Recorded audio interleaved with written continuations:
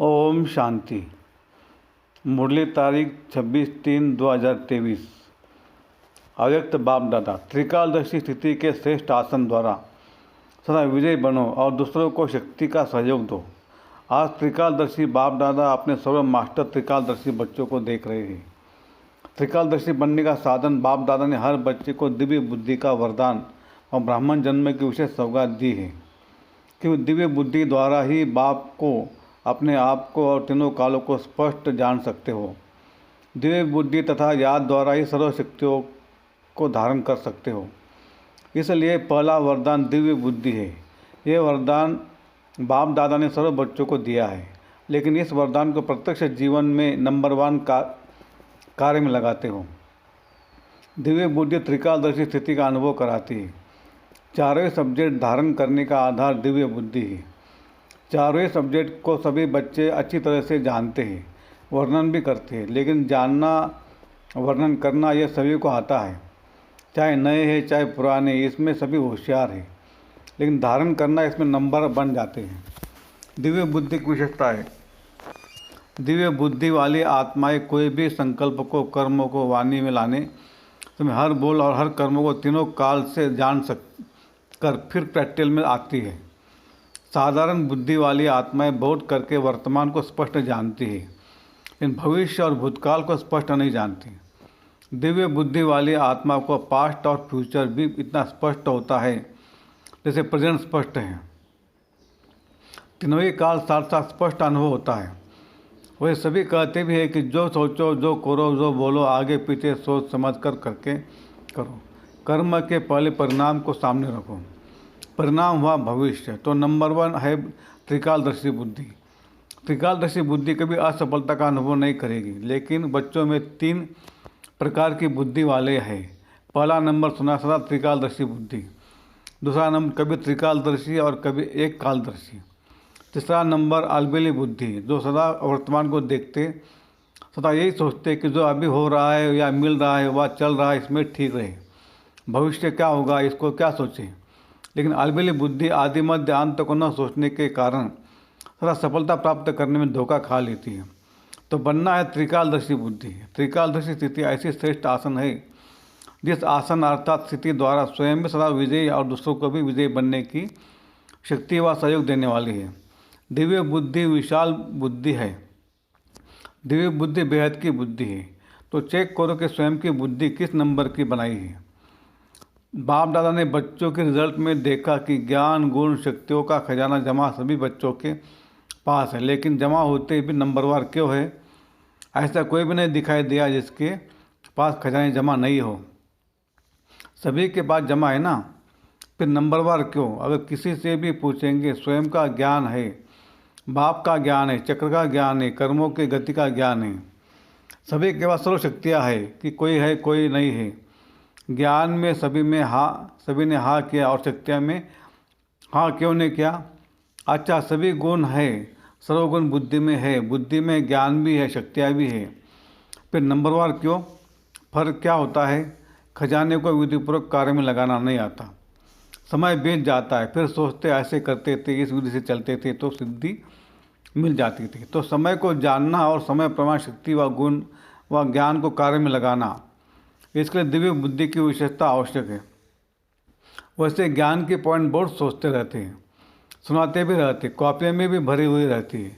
सबके पास कितनी डायरियाँ इकट्ठी हुई होंगी, काफ़ी स्टॉक हो गया है ना। तो जैसे बाप के लिए गाया हुआ है कि मैं जो हूँ जैसा हूँ वैसे मुझे जानने वाले कोटों में कोई है। जानते तो सभी है, लेकिन अंडरलाइन है जो हूँ जैसा हूँ, उसमें अंतर पड़ जाता है। इसी रीति जैसा समय और जो ज्ञान के पॉइंट या गुण या शक्ति आवश्यक है, वैसा कार्य में लगाना, इसमें अंतर पड़ जाता है और इसी अंतर के कारण नंबर बन जाते हैं। तो उस कारण समझा, एक तो समय प्रमाण विधि का अंतर पड़ जाता है, दूसरा कोई भी कर्म व संकल्प त्रिकालदर्शी बन नहीं करते, इसलिए नंबर 1 बन जाते हैं। कोई भी संकल्प बुद्धि में आता है तो संकल्प है बीज, वाचा और कर्मणा बीज का विस्तार है। और संकल्प अर्थात बीज को त्रिकालदर्शी स्थिति में स्थित होकर चेक करो शक्तिशाली बनाओ तो वाणी और कर्म में स्वतः ही सहज सफलता ही है। संकल्प को चेक नहीं करते अर्थात बीज शक्तिशाली नहीं होता तो वाणी और कर्म में सिद्धि की शक्ति नहीं रहती।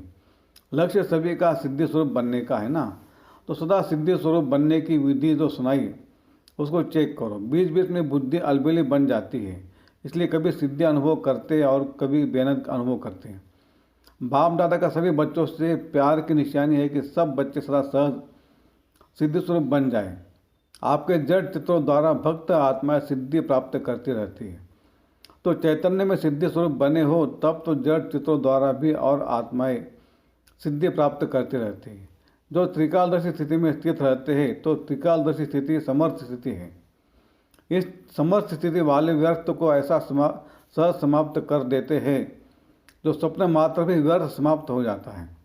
अगर त्रिकालदर्शी बुद्धि द्वारा कर्म नहीं करते तो व्यर्थ का बोझ बार बार ऊंचे नंबर में अधिकारी बनने नहीं देता।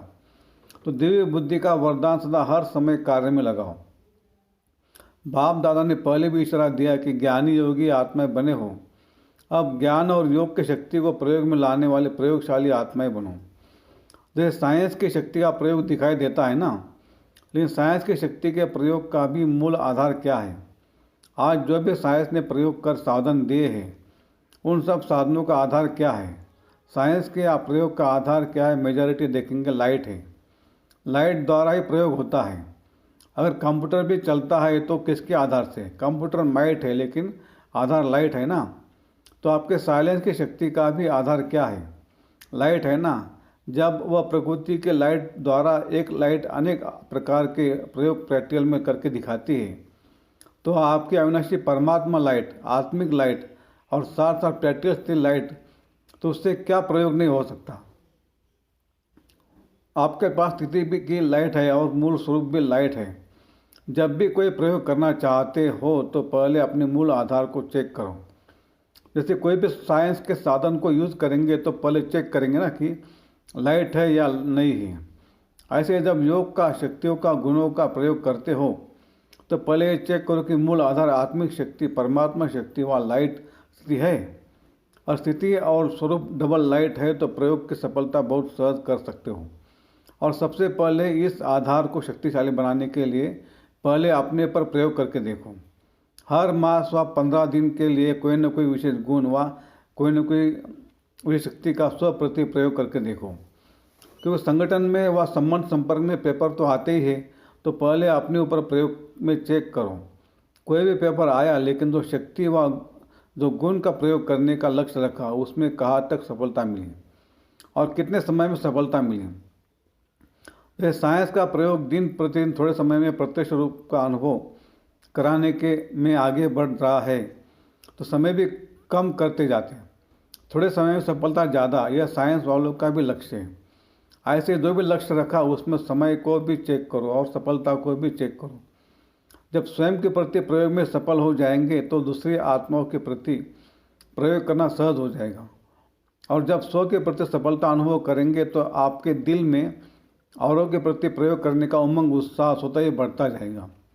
अन्य आत्माओं के संबंध संपर्क में स्व के प्रयोग द्वारा उन आत्माओं का भी आपके प्रयोग का प्रभाव स्वतः ही पड़ता रहेगा। जैसे एक दृष्टांत सामने रखो कि मुझे सहन शक्ति का प्रयोग करना है, तो जब स्वयं में सहन शक्ति का प्रयोग करेंगे तो जो दूसरी आत्माएं आपकी सहन शक्ति को हिलाने के निमित्त है वो भी बच जाएगी ना, उनका भी तो किनारा हो जाएगा। और जैसे छोटे छोटे संगठन में रहते हो, सेंटर से तो सेंटर पर छोटे संगठन है ना, तो पहले 100 के प्रति ट्रायल करो, फिर अपने छोटे संगठन में ट्रायल करो। संगठन रूप में कोई भी गुण व शक्ति के प्रयोग का प्रोग्राम बनाओ। उससे क्या होगा? संगठन शक्ति से उसी गुण व शक्ति का वायुमंडल बन जाएगा, वाइब्रेशन फैलेगा और वायुमंडल व वाइब्रेशन का प्रभाव अनेक आत्माओं के ऊपर पड़ता ही है। तो ऐसे प्रयोगशाली आत्माएं बनो। पहले स्वयं में संतुष्टता का अनुभव करो, फिर औरों में सहज हो जाएगा क्योंकि विधि आ जाएगी। जैसे साइंस के कोई भी साधन को पहले सैंपल के रूप में प्रयोग करते हैं, फिर विशाल रूप में प्रयोग करते हैं, ऐसे आप पहले स्वयं को सैंपल की रीति से यूज़ करो। जितना यह प्रयोग करने की रुचि बढ़ती जाएगी, बुद्धि मन इसमें बिजी रहेगा तो छोटी छोटी बातों में जो समय लगाते हो, शक्तियाँ लगाते हो, उनकी बचत हो जाएगी। सहज ही अंतर्मुखता की स्थिति अपनी तरफ आकर्षित करेगी, क्योंकि कोई भी चीज़ का प्रयोग और प्रयोग की सफलता स्वतः ही और सब तरफ से किनारा करा देती है। ये प्रयोग तो सभी कर सकते हो ना, कि मुश्किल है। इस वर्ष प्रयोगशाली आत्माएं बनो, समझा क्या करना है, और हर एक स्वयं के प्रति प्रयोग में लग जाएंगे तो प्रयोगशाली आत्माओं का संगठन कितना पावरफुल बन जाएगा। वह संगठन की किरणें अर्थात वाइब्रेशन बहुत कार्य करके दिखाएगी। इसमें सिर्फ दृढ़ता चाहिए, मुझे करना ही है। दूसरों के अलबेलेपन का प्रभाव नहीं पड़ना चाहिए, आपकी दृढ़ता का प्रभाव और पर पड़ना चाहिए, क्योंकि दृढ़ता की शक्ति श्रेष्ठ है या अलबेलापन की शक्ति श्रेष्ठ है। बाप दादा का वरदान है, जहाँ दृढ़ता है वहाँ सफलता ही है। तो क्या बनेंगे? प्रयोगशाली, त्रिकालदर्शी आसनधारी। और तीसरा क्या करेंगे? जैसा समय वैसी विधि से सिद्धि स्वरूप। तो वर्ष का ये होमवर्क है, ये होमवर्क स्वतः ही बाप के समीप लाएगा। जैसे ब्रह्मा बाप को देखा, कोई भी कर्म करने से पहले आदि मध्य अंत को सोच समझ कर्म किया और कराया। अलबेलापन ने कि जैसा हुआ ठीक है, चलो चलाना ही है, नहीं तो फॉलो ब्रह्मा बाप। फॉलो करना तो सहज है ना, कॉपी करना है। कॉपी करने का तो अक्ल है ना। अच्छा, ये ग्रुप चांस लेने वाला ग्रुप है, एक्स्ट्रा लॉटरी मिली है। जो अचानक लॉटरी मिलती है तो उसकी खुशी ज़्यादा ही होती है। तो लक्की ग्रुप हुआ ना, चांस लेने वाला ग्रुप, लक्की ग्रुप। दूसरे सोचते रहते कब जाएंगे और आप पहुंच गए। अब डबल विदेशियों का टर्न शुरू होने वाला है। भारतवासियों ने अपनी लॉटरी ले ली। चारों ओर के डबल विदेशी बच्चों ने जो रिट्रीट का प्रोग्राम बनाया, उसने मेहनत अच्छी की। उसे निमित्त आत्माओं को समीप लाने की विधि नई अच्छी है, और जितना हिम्मत रख आगे बढ़ते रहे हैं उतनी सफलता हर वर्ष श्रेष्ठ से श्रेष्ठ मिलती रही है। ऐसे अनुभव होता है ना। कोई समय था तो निमित्त विशेष आत्माओं से संपर्क करना भी मुश्किल लगता था, और अभी क्या लगता है? जितना सोचते हो उससे और ही ज़्यादा आते हैं ना। तो ये हिम्मत का प्रत्यक्ष फल है। भारत में भी संपर्क बढ़ता जाता है। पहले आप निमंत्रण देने की मेहनत करते थे और अभी स्वयं आने की ऑफर करते हैं। फर्क पड़ गया है ना। तो वो कहते हम चले और आप कहते नंबर नहीं है। ये हिम्मत बच्चे मरते बाप का प्रत्यक्ष स्वरूप। अच्छा, चारों ओर के मास्टर त्रिकालदर्शी आत्माओं को सदा समय के महत्व को जानने और समय प्रमाण खजाने को कार्य में लगाने वाले दिव्य बुद्धिमान आत्माओं को, सदा अंतर्मुखता की प्रयोगशाला में प्रयोग करने वाले प्रयोगशाली आत्माओं को, सदा हिम्मत द्वारा बाप की मदद का प्रत्यक्ष अनुभव करने वाली आत्माओं को बाप दादा का याद प्यार और नमस्ते। दादियों से मुलाकात। आप निमित्त आत्मा है, किस प्रयोगशाला में रहते हो? सारा दिन कौन सी प्रयोगशाला चलती है? नए नए इनोवेशन करते रहते हो ना, नए नए अनुभव करते जाते हो, और नई नई विधि भी टचिंग होती रहती, क्योंकि जो निमित्त है उनको विशेष नई नई बातें टच होने का विशेष वरदान है। थोड़ा समय भी बीतेगा तो विचार चलते हैं ना, टचिंग आती है ना कि अभी ये हो, अभी ये हो, अभी ये होना चाहिए। तो निमित्त आत्माओं को विशेष उमंग उत्साह बढ़ाने का व परिवर्तन शक्ति को बढ़ाने के प्लान की ज़रूरत है। इसके बिना रह नहीं सकते हैं। बुद्धि चलती है ना, देख देख आश्चर्यवत नहीं होते, लेकिन उमंग उत्साह में आगे बढ़ाने के लिए प्लानिंग बुद्धि बनती है। माया संगठन को हिलाने के नए नए प्लान बनाती है। नई नई बातें सुनती हो ना, और आप लोग सभी को हिम्मत उमंग में लाने के प्लान बनाते हो। कभी आश्चर्य लगता है? नहीं लगता है ना। माया भी पुरानी विधि से थोड़ी अपना बनाएंगी, वो भी तो नवीनता लाएगी ना। अच्छा, वरदान शुद्ध मन और दिव्य बुद्धि के विमान द्वारा सेकंड में स्वीट होम की यात्रा करने वाली मास्टर सर्वशक्तिवान भव।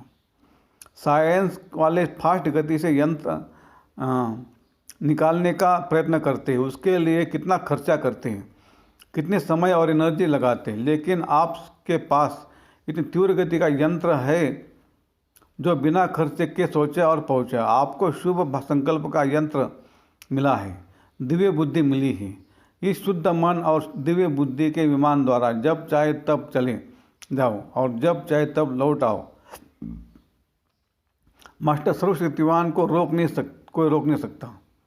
स्लोगन है, दिल सदा सच्ची हो तो दिलाराम बाप की आशीर्वाद मिलते रहेंगे। अच्छा, ओम शांति शांति शांति। शुक्रिया बाबा, शुक्रिया आपका, लाख लाख शुक्रिया। Thank you.